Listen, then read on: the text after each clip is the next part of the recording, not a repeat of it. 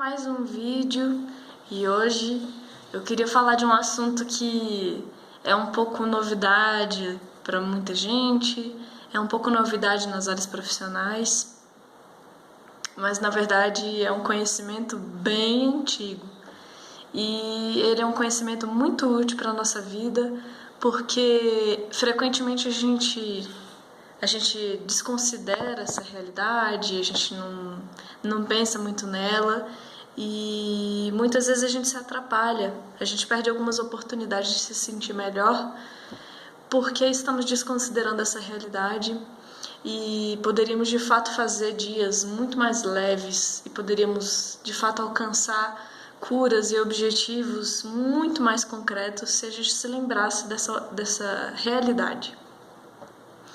E, bem, essa realidade diz respeito a uma divisão que a gente poderia fazer do ser humano, né? Eu acho que a nossa medicina tradicional, a nossa medicina ocidental, ela tem muito esse costume de dividir o ser humano de uma maneira cartesiana, né? Então ele é dividido numa instância que a gente chamaria de mente, uma instância mais psicológica, mais dos pensamentos, sentimentos e comportamentos, e uma instância que é mais física, mais biológica, né? Que a nossa medicina separa em sistemas, e inclusive cada especialidade da nossa medicina ocidental foca em um sistema específico, né? Por um lado, isso é positivo, porque você estudar um sistema de uma maneira mais específica significa que você vai ter mais domínio de uma área específica, né? Vai poder focar bastante naquela área e ser um especialista naquela área. Então, isso é uma coisa positiva. Os psiquiatras e psicólogos que tomam conta dessa instância que é a mente, né? Por exemplo, focariam apenas nisso. Só que, na realidade que nós vivemos atualmente, com as demandas de saúde vindo cada vez mais desafiadoras, a gente tem percebido que esse modelo ocidental de medicina, e eu não digo medicina só a medicina, a área profissional e de estudo não, tá, gente? Eu digo medicina de uma maneira abrangente para falar de saúde. Enfim, a gente percebe na atual conjuntura que essa medicina ocidental às vezes nos limita, no sentido de que nós precisamos integrar as partes que compõem o ser humano, porque está tudo relacionado, né? Então, hoje em dia uma pessoa busca, por exemplo, um gastro para ver uma questão de gastrite e frequentemente aquilo é visto apenas pelo olhar físico, orgânico e biológico daquilo, né? Tudo bem, existem momentos que se considera que essa gastrite pode ter um fundo emocional, porque não há ali uma causa física para dizer que é uma gastrite a nível só biológico e físico, né? Na verdade, a nossa medicina ocidental está muito acostumada a dizer que tem origem mental ou psicológica quando não há uma causa física, biológica ali muito evidente, né? Então, hoje em dia a gente vê doenças psicossomáticas, doenças que não sabe muito bem qual que é a origem, e aí já coloca na categoria de algo que tenha uma natureza mental, né? Agora, como que a medicina oriental poderia ver esse sistema? A medicina oriental, eu não vou nem entrar tanto em detalhes em relação a isso, porque senão o vídeo ficaria gigantesco e eu também não sou uma especialista em medicina oriental para falar isso com tanta propriedade, mas a gente poderia dizer que o ser humano é visto pelo menos em 3 instâncias e essas instâncias se intercomunicam, né? A gente não poderia isolar cada uma delas e pensar que elas não se envolvem, que elas não têm ligação umas com as outras.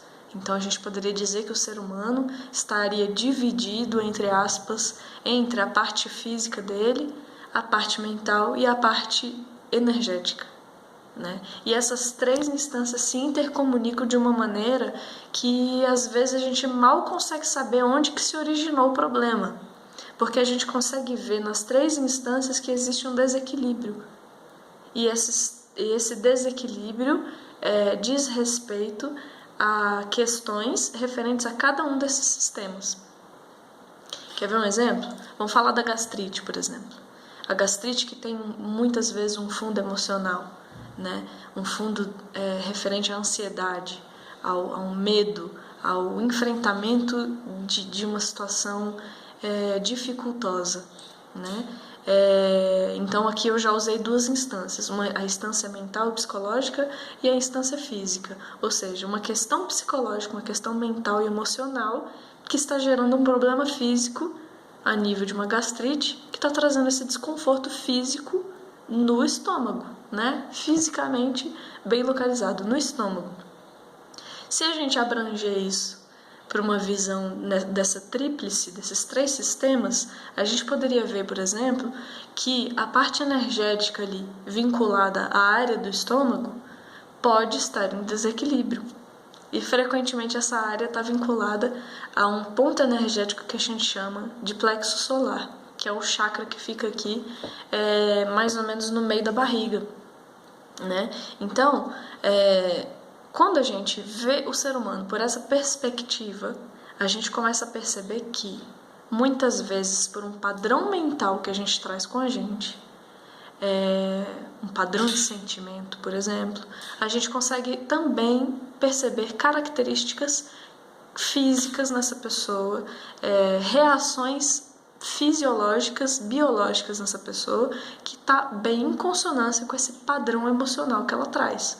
E quando a gente vê a questão energética, ela também está em desequilíbrio, vinculada à área responsável por essa questão física e essa questão emocional.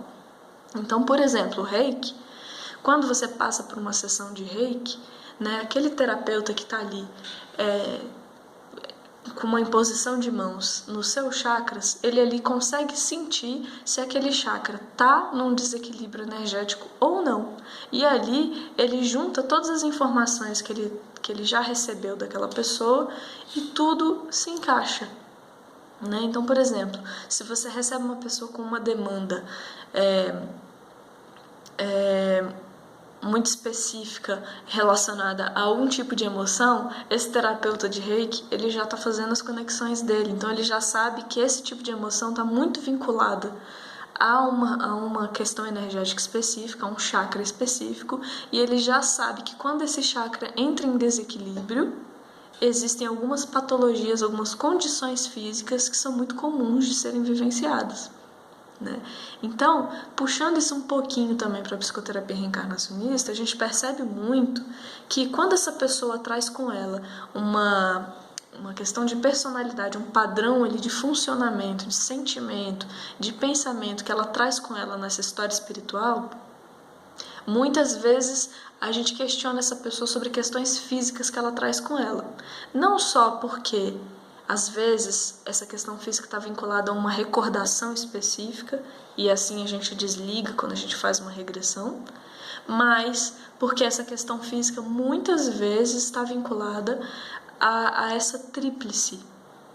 Né? Ela está vinculada a uma questão patológica, vamos dizer assim, que foi ocasionada por esse padrão de pensamentos ou sentimentos. Então, muitas vezes as pessoas chegam, por exemplo, dizendo que tem uma questão física que não é curada de jeito nenhum, uma questão física crônica, que já recebeu um diagnóstico da medicina tradicional, está em tratamento, é uma questão que atrapalha muito o seu dia a dia, porque fica ali gerando desconforto, né? E quando a gente vai investigar essa questão espiritual, essa questão mental que ela traz, a gente começa a perceber que este padrão de pensamento, este padrão de sentimento que ela traz com ela na própria reforma íntima, está ocasionando esse problema físico, né? E automaticamente está ocasionando ali naquela região um desequilíbrio energético. Então, nesse caso, como que a gente poderia indicar, por exemplo, um tratamento mais holístico possível para que essa pessoa se veja livre dessa condição física? Primeiramente, uma psicoterapia voltada para esse padrão de sentimento e pensamento, obviamente, né? Se não for com a psicoterapia reencarnacionista, uma psicoterapia tradicional ou outra que mexa com essas questões emocionais, que transforme isso, né? O tratamento alopático, obviamente, continua como ele tem sido feito, né? Porque em momento nenhum a gente pode indicar que essa pessoa abandone os tratamentos que ela já está fazendo, e que a questão energética também seja cuidada. Então, por exemplo, você pode fazer uma acupuntura, você pode fazer um reiki, entre tantas outras linhas, hoje em dia, alternativas de saúde, que podem te ocasionar isso, né? Então, por outro lado, a gente poderia problematizar o seguinte, que se uma pessoa está passando por um tratamento, por exemplo, físico, né? Ela está passando ali por aquele tratamento, ela consegue algumas melhoras de vez em quando, ela consegue alcançar um nível de bem-estar satisfatório. O que vocês acham que vai acontecer a médio e longo prazo? Se essa pessoa não mudar esse padrão mental que faz com que ela entre nessa questão energética e física, por conseguinte, né? Por consequência, ela vai voltar a sentir esse desconforto físico. Então isso acaba virando um ciclo, né? Por isso, a importância da gente visualizar o ser humano como esse sistema tríplice, porque tudo se comunica. Não adianta a gente mexer apenas numa questão física, que é plenamente apenas uma consequência, e esquecer que antes daquela condição física existe, às vezes, uma condição mental que já está gerando esse desequilíbrio, que está ocasionando essa questão física, né? Então, isso evita que uma pessoa passe a vida inteira passando por tratamentos alopáticos, tentando amenizar aquele sofrimento, aquela dor, fazer aquele tratamento para essa questão crônica, né, que teoricamente não tem solução, não tem cura, porque ela vai focar naquilo que realmente está por trás da causa do problema. Então se cuida nessas três instâncias, a questão física, a questão mental e a questão energética envolvida. Eu estou puxando esse gancho para a gente começar a falar de um outro assunto que eu vou falar num outro vídeo, espero que na semana que vem, que diz respeito ao poder que a gente tem no nosso pensamento. Então já vai pensando você, que se a gente tem essa tríplice, esses três sistemas que se intercomunicam, imagina quão potente é o nosso pensamento na nossa vida e o quanto que a gente pode alcançar, tanto de positivo quanto de negativo, quando a gente nutre pensamentos de determinadas naturezas. Vai pensando aí que em breve eu vou trazer aí esse novo vídeo com esse novo assunto. Obrigada, boa noite, um beijo.